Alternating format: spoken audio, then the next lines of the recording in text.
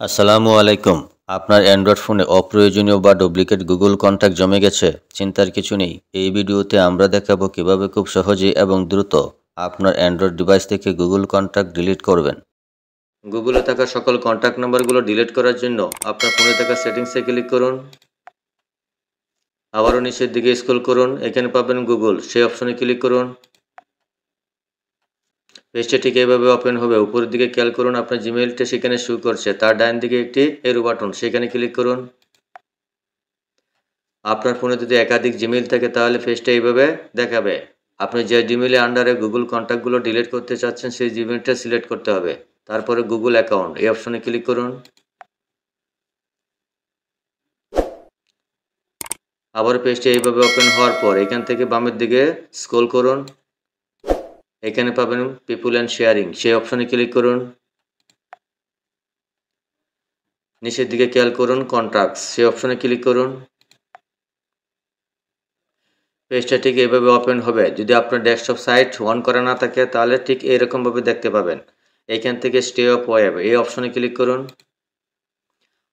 আপনার গুগলে থাকা সকল কন্ট্যাক্ট নাম্বারগুলো এখানে দেখতে পাবেন। আরেকটা বিষয় খেয়াল করুন, আমি যখন এই মাউসের কার্সরটা আপনার এই অপশনে নিয়ে আসছি, অর্থাৎ সেই নামের উপরে নিয়ে আসছে, তখন এইখানে আইকনটা পরিবর্তন হয়ে যাচ্ছে। এই আইকনের উপরে ক্লিক করুন। দেখতে পাচ্ছেন একটি সিলেক্ট হয়ে গেল। আমি যদি আবার এই আইকনের উপরে নিই তাহলে আবারও সেটা আইকনটার পরিবর্তন হয়ে যাচ্ছে। আমি যদি এইখানে আনি তাও আইকনটা পরিবর্তন হয়ে যাচ্ছে। আমি আবারও এইখানে নিলাম, আইকন পরিবর্তন হয়ে গেল, আবারও ক্লিক করলাম, আরেকটি সিলেক্ট হয়ে গেল।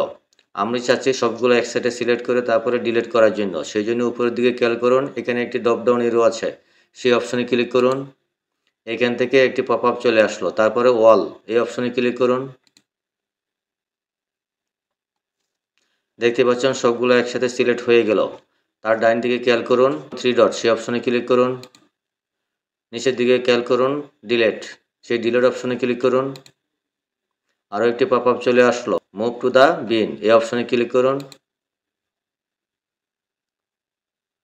দেখতে পাচ্ছেন আপনার ফোনে থাকা সকল গুগল কন্ট্যাক্টগুলো ডিলিট হয়ে গেল।